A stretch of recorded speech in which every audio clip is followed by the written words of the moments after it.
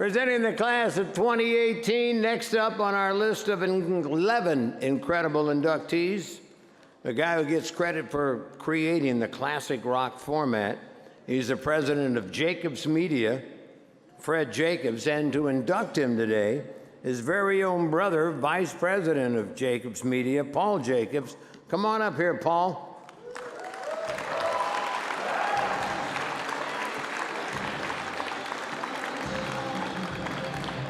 Bam, bam, bam.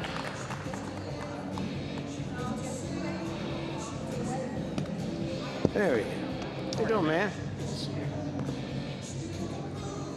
Watch your head.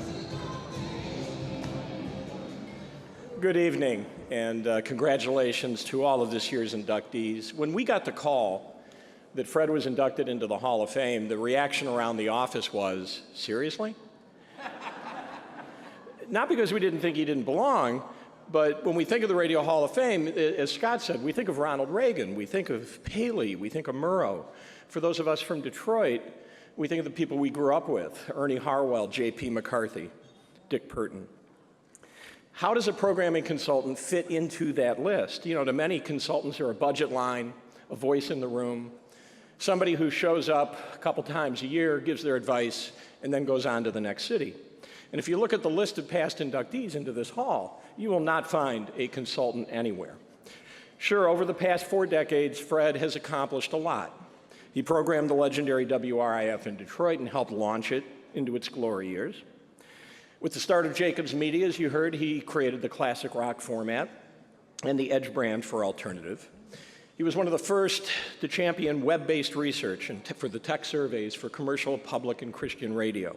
He helped identify the changes that were happening in the dashboard of connected cars and created the Dash Conference, where he brought together leaders of the radio industry with the automotive industry so we could collaborate on our future. He helped lead the charge for the industry to get into smartphones with the launch of Jake Apps, and he even sold radio CEOs to come to Las Vegas the first week of January every year, don a pair of tennis shoes, and traipse through the Consumer Electronics Show because he wanted to make sure they didn't miss the future. So those are amazing innovative efforts that have helped elevate radio's game, but is that enough to get into the Hall of Fame? Lots of really talented, successful people have garnered huge ratings, built fantastic companies, or invented breakthrough products, and they haven't been inducted. So there's got to be something more. Now, I've known Fred longer than everyone in the room except for our mother, who is here this evening. I've seen him in action every day, and after giving it a lot of thought, I've come to realize it takes a lot more than putting points on the board to be honored here this evening. What it takes comes down to one simple thing.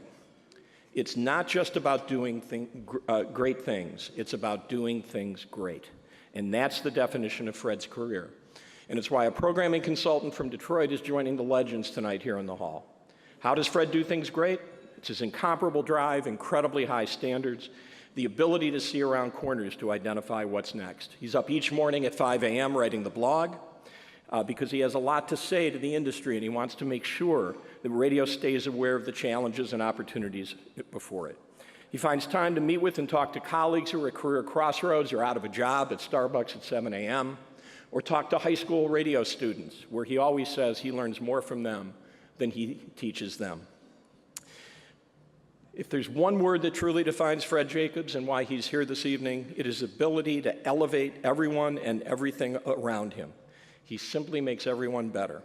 Our clients, our staff, me, and our industry. Let's enjoy a brief video.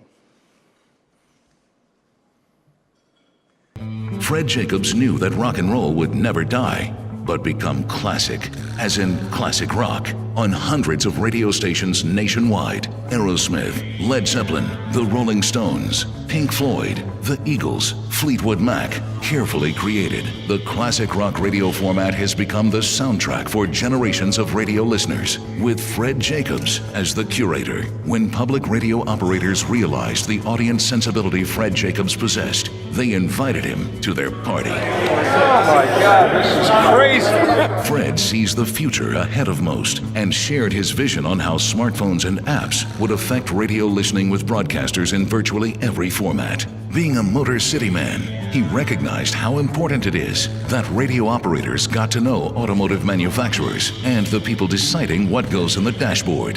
The Dash Conference in 2013 was another pioneering effort by Fred Jacobs, benefiting radio for years to come. Fred Jacobs, his keen understanding of the radio listener has impacted thousands and thousands of radio stations for the good. Fred Jacobs, a 2018 inductee to the Radio Hall of Fame. It's with tremendous professional pride and unmeasurable personal pride that I welcome the next member of the National Radio Hall of Fame's class of 2018, my brother, partner, and closest friend, Fred Jacobs.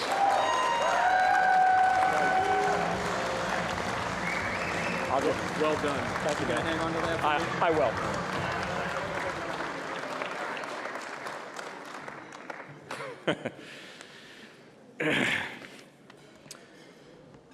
Well, here we are. First and foremost, congrats to the other inductees. Thanks to the committee, and especially Craig Kitchen, who really made what could have been a very complex process so seamless. If you've already read the program and certainly listened to Paul's remarks, you know I am the outlier tonight, but truth be told, that's really my comfort zone. I'm really used to sort of being something of a nonconformist. I'm left-handed. I'm from Detroit, as Paul told you. And this is like a weird evening anyway, right? I mean, who would have thought that we'd be trudging here in Midtown Manhattan in November in the middle of a snowstorm? So that's kind of my life, right? I've done things the hard way, and it's really exciting to be here with all of you tonight. As Paul said, a consultant in this august institution is very much an anomaly, and believe me when I tell you, this moment is not the least bit lost on me. It's kind of like if they gave the Heisman Trophy to a punter, right? I mean, that's, I know. So don't think for a moment that I don't appreciate what is happening here. Radio is very much a family business, and I'm not just talking about the great companies now being operated by second and third generation broadcasters like the Fields. I know they're over there. Yeah, there you go. Give yourself a hand. The Beasleys sitting over in this zone here. The Hubbards are back there somewhere. I mean, these family business are what continuing to make radio great. As lonesome and scary as it was in the early years when I started the company, being on my own has really made it possible for me to be a part of many different families, and that's one of the reasons why I feel so fortunate and lucky to be a part of so many of your families and your companies. There's my Michigan State family, guys like Larry Eslack and Gary Reed, who is here tonight, who taught me a ton early on in my career. My MAB family, Michigan Association of Broadcasters, always supporting me. My ABC Radio family, what a company that was. Marty Greenberg, Jay Hoker, and a group of brilliant programmers that included Larry Berger, who recently passed away. Go ahead. But is remembered by many in this room. And my dear friend Tom Bender, who first brought me into the Riff family, and who has mentored me since the late 70s in every phase of this business and in life. My MTV VH1 family, Yarl Moan, Jeff Rowe, and Tom Calderone, who was at Jacobs Media before leaving for the greener pastures of MTV and beyond. Jeff Rowe is a big reason why I'm here tonight. He championed me to this committee and went to bat for my nomination, and for that I'm so appreciative. Thank you, Jeff. There's my public radio family, a group of caring, passionate, brilliant broadcasters who remind us that great radio comes in many different forms, even podcasts.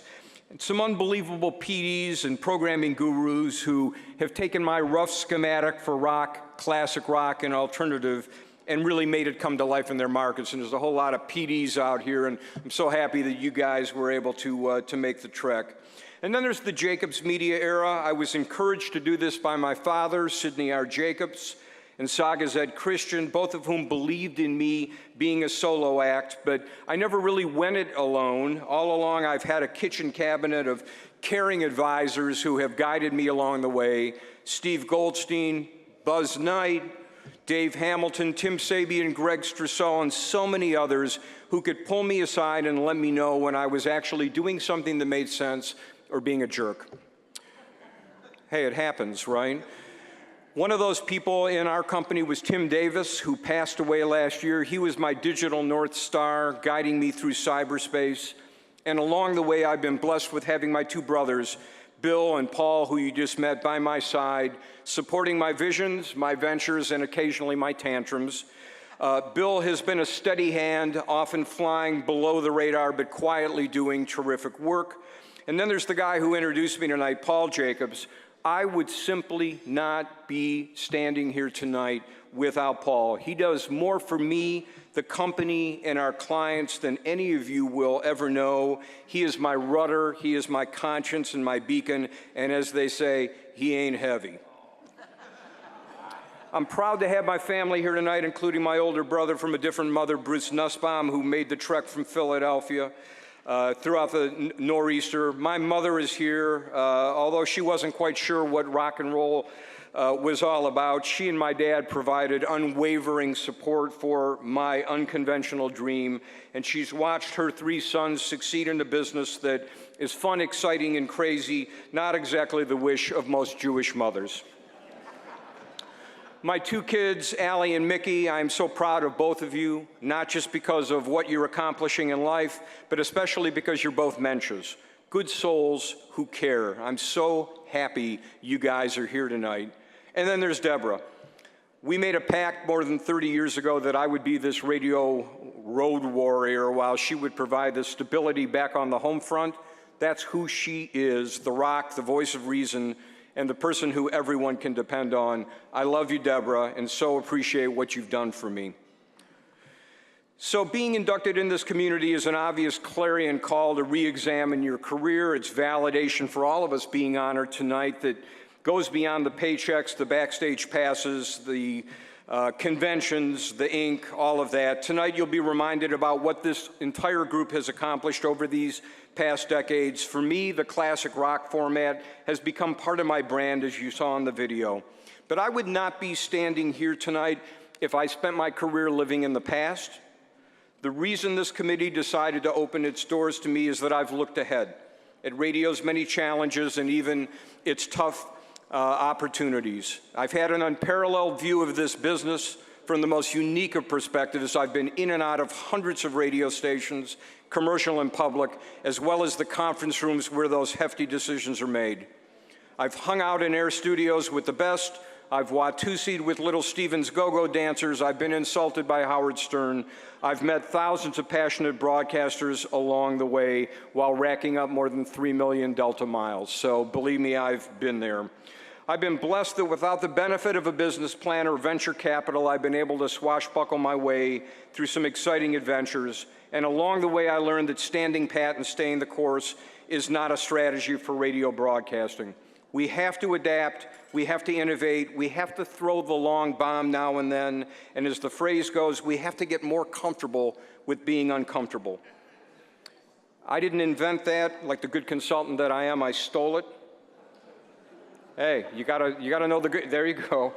In recent years, I have played the role of agent provocateur in radio circles, not because I don't believe in the radio industry's future, but I know we can do better, and that we must do better if this business is to survive the existential challenges facing it from new technologies and the disruption that it's wrought. So again, I stand before you tonight so deeply honored to go into the National Radio Hall of Fame. I look forward to fighting the good fight with many of you in the years to come. I still have my fastball. There's lots of gas in the tank, and there's a lot of windmills to fight. So thank you very much. Appreciate it.